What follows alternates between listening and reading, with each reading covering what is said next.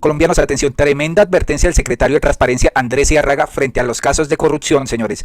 Los ha denunciado frente a la procuradora y al parecer esta señora no ha hecho nada. Dijo que en 2 años ha alertado sobre casi 700 casos de corrupción. Esto es increíble.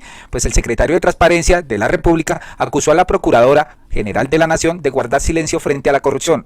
Esto en razón a la poca respuesta de los casos denunciados por su despacho en el actual gobierno. ¿Por qué no avanzan, señores? El funcionario aseguró que en los últimos 2 años se le ha enviado al ente de control casi 700 comunicaciones oficiales alertando sobre posibles actos de corrupción, pero solo ha obtenido 23 respuestas por parte del Ministerio Público. 23, señores. Y esta señora pues goza de un presupuesto bastante alto para que funcione, para que investigue, pero no lo hace.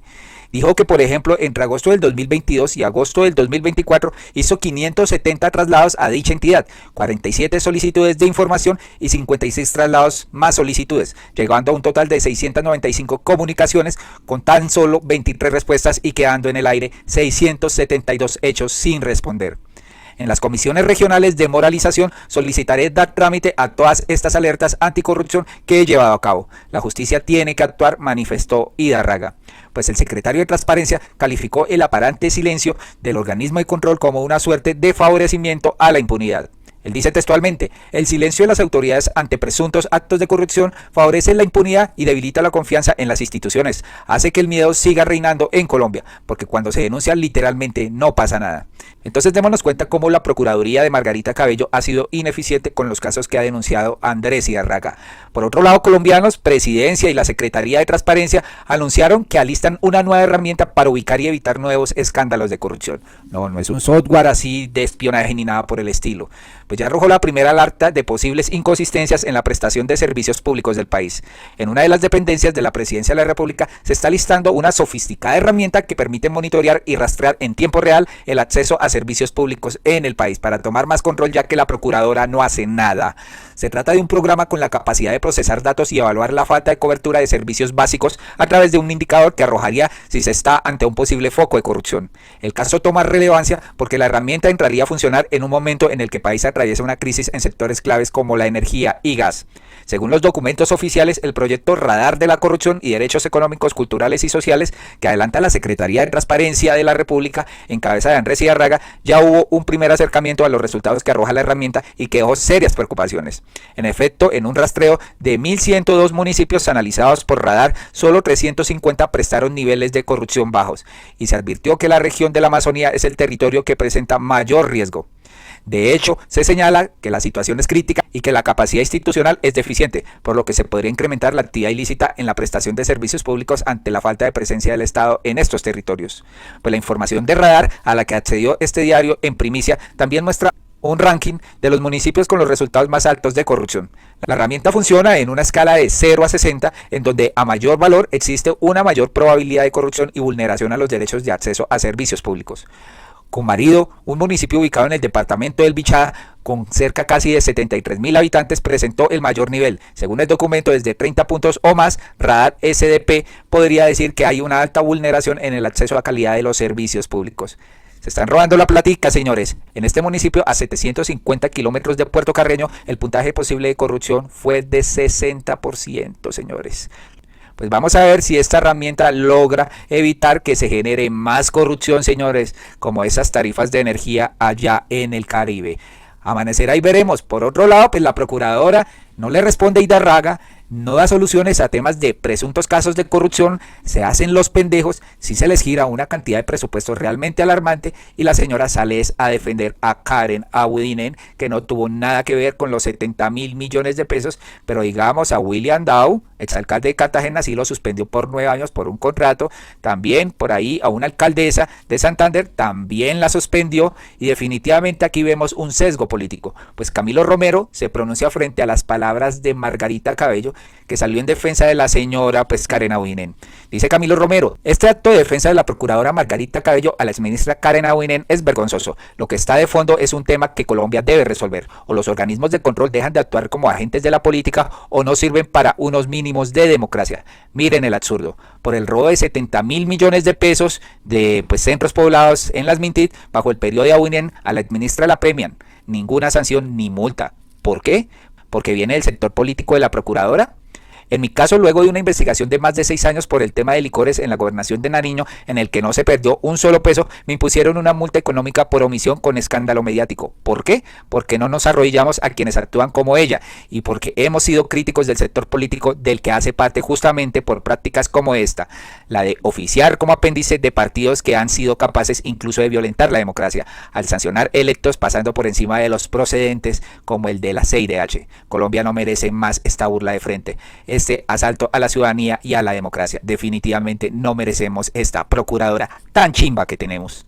De centros poblados, la Procuraduría ha actuado frente a quienes realmente ejercieron la función de licitaciones y de contratación, que fue Secretaría General como ordenador del gasto del Ministerio Público, del Ministerio de las TIC. ¿La ministra firmó algún documento? Es mi pregunta. En el caso del exalcalde, ¿quién fue el que firmó todo y el que realizó todo?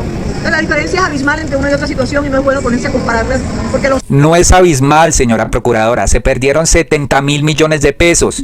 La señora Karen Abuinen omitió las advertencias que le hicieron los periodistas sobre que los contratistas estaba el señor Emilio Tapia. ¿Por qué no la sancionó? Ni con prisión, ni con suspensión, ni con multas, ni con nada. Queda libre la amiga de Lochar, increíble. Los hechos mismos me relevan de dar explicaciones. En el caso del alcalde, él fue el autor. En el caso del otro, los autores ya están sancionados por la Procuraduría con sanciones altas. Única entidad que ha sancionado en el caso de Mintic a los responsables, que fueron los que manejaron la licitación como ordenadores del gasto y los servidores públicos que participaron en esa defraudación. Qué cinismo el de la procuradora Margarita Cabello, que ya va de salida. Hágame el favor. Pues Juan Poe, abogado, hace una serie de denuncia. Karen Abuinen nombró en un alto cargo asociado con la conectividad a Lorena María Leitón, capturada e imputada por nexos con una red de lavado del Clan del Golfo. Esto coincide con el escándalo de 80.000 millones del robo del contrato de conectividad por centros poblados. Y pues aquí dice, de acuerdo con su registro judicial, Lorena María Leitón fue capturada e imputada en el 2024 por lavado de activos y concierto para delinquir, por asociarse con miembros de la policía con el fin de lavar miles de millones de pesos para el Clan del Golfo, y que no tienen nada que ver nombramientos de la señora Karen Abuinen ni nada por el estilo. El nombramiento de Lorena Leitón en la Secretaría del Viceministerio de Conectividad por resolución 914 abril del 2021 por 5 millones de pesos es coincidente en que en junio del 2021 estalla el escándalo del robo de centros poblados al contrato de conectividad por 80.000 millones de pesos. El Ministerio de las TIC además le dio un permiso de radiofrecuencias a la empresa Acionets del narcotraficante Juan José Valencia Falcón, del Clan del Golfo, para su transporte de carga en todo el país. Los nexos entre el gobierno Duque y el Clan del Golfo fueron contundentes. Señores, aquí cada vez nos enteramos de más porquerías, pero definitivamente la procuradora no hace nada y deja libre a Karen Abuinen. Hágame el favor, señores. Esto es una decepción totalmente grave, ¿no? Por otro lado, pues resulta que salió el presidente del Senado y advirtió que el gobierno deberá recortar el presupuesto para el año 2025. Pues Gustavo Petro hizo el anuncio de que, pues listo, le vamos a recortar a los subsidios de los sectores más ricos de la población. Pues esto no le gustó a Pachito Santos, que recibe un subsidio de pensión bastante alto, pagado con el impuesto de los colombianos. ¿Se le meterán con la pensioncita de Pacho Santos? Esto, al parecer, posiblemente podría darse, ¿no? Gustavo Petro respondió a este señor presidente del Congreso y dijo, si hay que recortar el presupuesto del 2025 porque el Congreso no aprueba la ley de financiamiento, entonces se recortarán todos los subsidios a los sectores ricos de la población. El pueblo no paga el sobreendeudamiento de Iván Duque. ¿Qué dijo Pachito Santos? ¡Qué tragedia! Que el presidente de un país, Gustavo Petro, no sepa que los ricos no tienen subsidios y al contrario, son los que los financian. Ya nada, no sorprende. No, señor Pachito Santos, usted es uno de los que le subsidia el Estado su maravillosa pensión. Y es que aquí lo dice, en Colombia 34.7 billones de subsidios los reciben los más ricos. De los 90.000 billones que paga el Estado por subsidios de vivienda, salud, educación, pensiones, entre otros, casi el 30% lo reciben las personas con ingresos más altos. Hágame el favor. Le explicamos cuánto, cómo y por qué las personas con más ingresos en el país reciben subsidios del gobierno que deberían ser para la población más vulnerable. Esta es la razón de la que el Ministerio de Hacienda y el Departamento de Planeación Nacional trabajan en una estrategia para reformar los subsidios de Colombia y focalizarlos mejor para que por un lado lleguen a quienes realmente lo necesitan y por el otro para optimizar el gasto público. El DANE divide la población colombiana en quintiles según sus ingresos. Los 4 y 5 pertenecen a los que más ingresos tienen. En estos grupos están todos los ciudadanos que ganan más de 1.980.000 pesos al mes. Santiago Matallana, subdirector del Consejo Privado de Competitividad, explicó que es necesario reformar este sistema porque Colombia tiene tiene muy pocos recursos y esto hace que no lleguen a las personas que realmente lo necesitan. Por ejemplo, el 20% más rico de la nación concentra a la mitad de los pensionados. Hágame el favor, ¿no?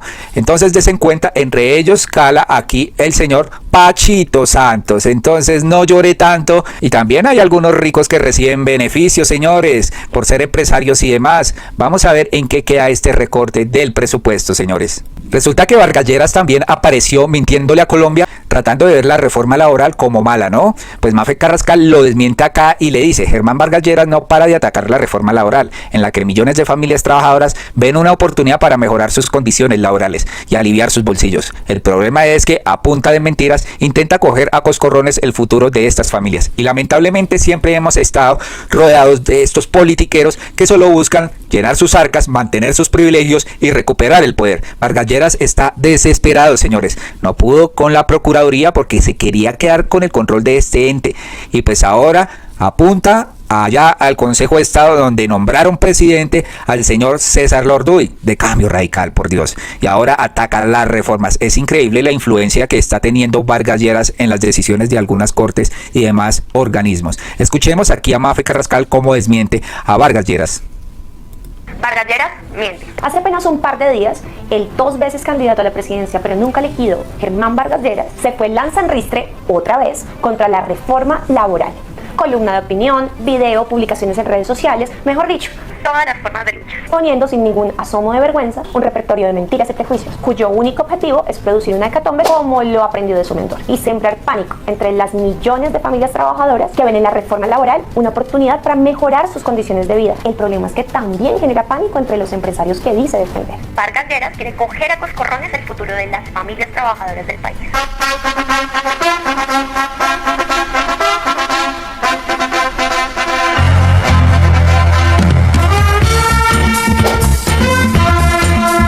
Vamos a desmontar 3 de esas mentiras. Mentira número 1. Reinicia su trámite en la Cámara de Representantes el polémico proyecto de reforma laboral. Sobra decir que el mismo no surtió ningún intento de concertación y desatendiendo todos los llamados de los sectores afectados. Esto es completamente...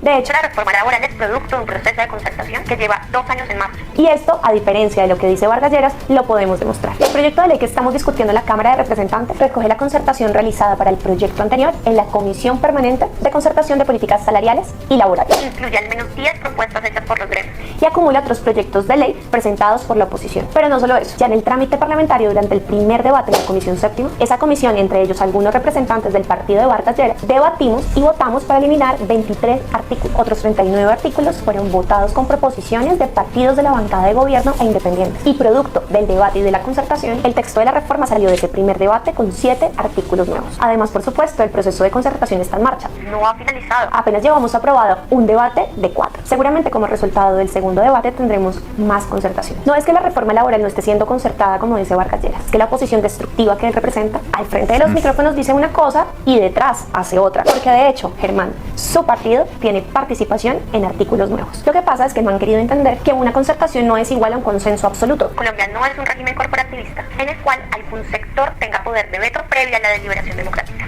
Tampoco somos muy, a pesar de Vargas Lleras, una monarquía en la que una familia tenga poder absoluto y el resto de plebeyos y plebeyas tengamos que hacerles caso porque sí. Esta reforma laboral sí tuvo en cuenta la voz de los empresarios y al contrario de las anteriores, también contó con la voz de los trabajadores organizados, la jurisprudencia de las Cortes y los compromisos internacionales que ha firmado Colombia. La reforma laboral es un ejemplo de diálogo social. Para seguir defendiendo la reforma laboral en este momento crucial para las familias trabajadoras, cuéntenme qué otros coscorrones le ha dado Vargas Lleras a los trabajadores y a las trabajadoras de Colombia. Y pendientes del próximo video. Y es que realmente esta política está rancia, señores. Nadie nos representa esta ultraderecha. Imagínense a Vargas Lleras como candidato presidencial o a la señora Vicky Ávila, que no tiene preparación, sino que a través de los micrófonos quiere catapultarse a tener un poder absoluto manejado por los banqueros de este país para que sigan explotando al pueblo. Ellos se hacen elegir hablando bonitas cosas y después sí se la clavan al pueblo, como lo hizo el señor Iván Duque, ¿no? Hay que tener mucho cuidado con estas personas y empezar a compartir todos estos videos que nos hacen abrir la mente para no caer en sus mentiras. Por otro lado, resulta que el señor Alejandro Gaviria le escribió al señor Antonio Correa, que denunció pues la máxima corrupción en la Unidad Nacional de Gestión de Riesgos durante el periodo de Iván Duque. El señor Alejandro Gaviria dijo que este senador estaba mintiendo y que estas cifras realmente eran falsas y que no sé qué, y que esto era un invento total, que no se habían robado ni desaparecido 100 billones de pesos. Pues acá el senador Antonio Correa le responde a Alejandro Gaviria para dejarlo de una sola pieza. Correa le respondió al exministro Alejandro Gaviria, quien calificó sus denuncias de corrupción durante el COVID como una mentira. El senador, quien ha liderado varios debates por la pérdida de recursos en la unidad de gestión de riesgo, le dijo que los debates deben hacerse de manera técnica y no política. Con esta carta pública, el senador Antonio José Correa le respondió al exministro de Educación Alejandro Gaviria, quien a través de su cuenta de X calificó sus denuncias de corrupción en la UNGRD durante la pandemia como una mentira. En el fondo, hay algo mucho peor que la corrupción, o hay algo que de alguna manera es la otra cara de la corrupción, esta lucha mentirosa contra la corrupción. El congresista, quien ha develado con documento en mano los graves despilfarros durante el gobierno del expresidente Iván Duque, dijo que el hecho que usted se hubiera apartado del gobierno Petro, que inicialmente defendió como ministro de Educación, no puede ser la motivación para defender una entidad que es indefendible, como lo es la UNGRD. Recordemos que el senador Antonio José Correa realizó un debate de control político donde sacó a la luz la pérdida de 100 billones de pesos del sistema de salud durante 2021, entregando contratos a empresas que comercializaban licor o cuyo objeto era la venta y comercialización de pólvora. Con el COVID hicieron gárgara y se incrementaron los patrimonios de muchos. Pero adivinen qué contratos encontré. El objeto fue la adquisición de batas blancas. Pero adivinen cuál era el objeto de la Cámara de Comercio. Productos farmacéuticos, compra de computadores, mantenimiento y reparación de vehículos. El señor director de la unidad de gestión del riesgo de la época se vio que llamó a todos sus amigos para que sacaran sus cámaras de comercio para ir a contratar, porque ahí se iba a armar el festín de la contratación. Según el senador del partido de la U, las investigaciones de corrupción durante el gobierno del expresidente Iván Duque son tan ciertas que la Contraloría anunció la creación de un cuerpo élite conocido como Ruta del Dinero de la Salud para investigar hacia dónde se fueron los billonarios recursos durante el año 2021. El senador Antonio José Correa finaliza la carta diciendo: lo invito a argumentar el debate desde lo técnico, no desde lo político. Esa es la forma de construir país y democracia. Y ese es el problema mucho pues político de estos, ¿no? Se meten a debatir, pero es obsesionados con en qué sector político están, pero el problema de fondo no lo tratan, no se argumentan, sino por el contrario. Se vuelven fanáticos a defender la extrema derecha y por eso no ven claramente lo que está ocurriendo, el escándalo de Pegasus, el escándalo de Locat Paz, el escándalo de Odebrecht, el escándalo también de la Unidad Nacional de Gestión de Riesgos, que ya estaba incrustado antes de los carotanques porque se la estaban robando en plena pandemia y demás. Definitivamente, qué nido de ratas hay en Colombia. Colombianos, hasta acá este video, por favor compartan esta información muy importante sobre este nuevo sistema que Gustavo Petro va a implementar para bloquear la corrupción en estas entidades. A ver en qué se están gastando la plática de los servicios públicos, ¿no? Porque están facturando además, qué hacen con los subsidios y demás. Hasta acá este video, por favor, compartan, suscríbanse y nos vemos en uno próximo. Gracias.